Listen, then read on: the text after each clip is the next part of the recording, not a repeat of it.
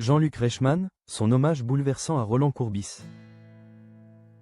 Roland Courbis, le dernier sifflet d'une légende, l'adieu d'un peuple à son coach.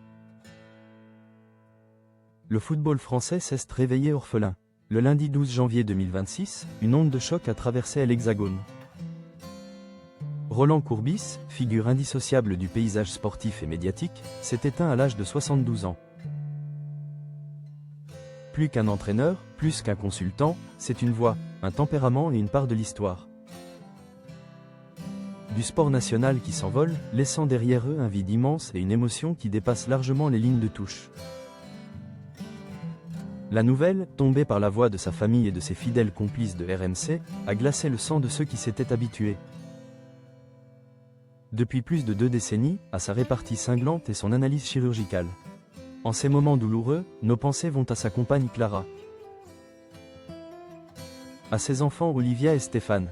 Ces mots, publiés par ses confrères, résonnent comme le glas d'une époque.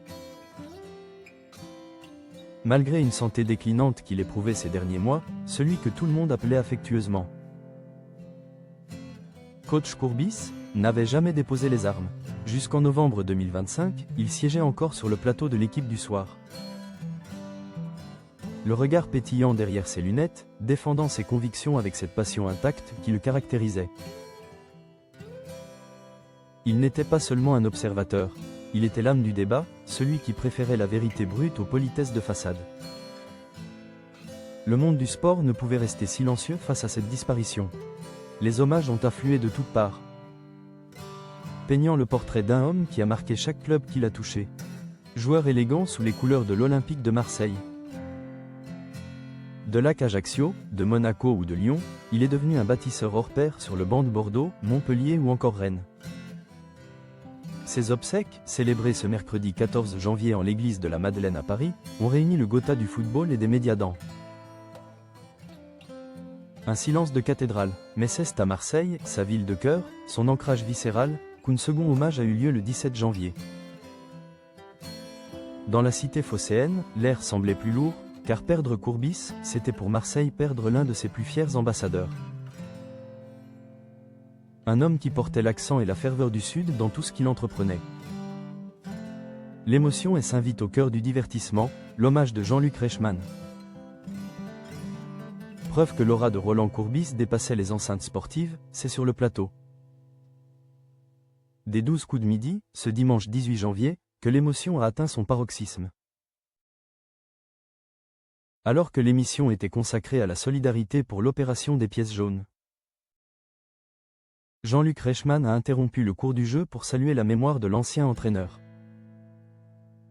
Notre Roland nous a quittés cette semaine, a lancé l'animateur, la voix soudainement brisée, les yeux embués. Ce n'était pas l'hommage d'un présentateur à une célébrité, mais celui d'un ami à un homme de valeur. Aux côtés d'Anne Barrère, alors qu'il évoquait les projets caritatifs à Marseille, le souvenir de Courbis a plané sur le plateau comme une évidence.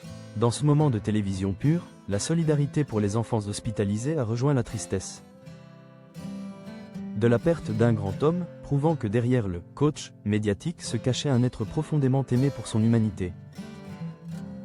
Karim Nedjari, directeur général de RMC, l'a rappelé avec justesse lors de son intervention poignante.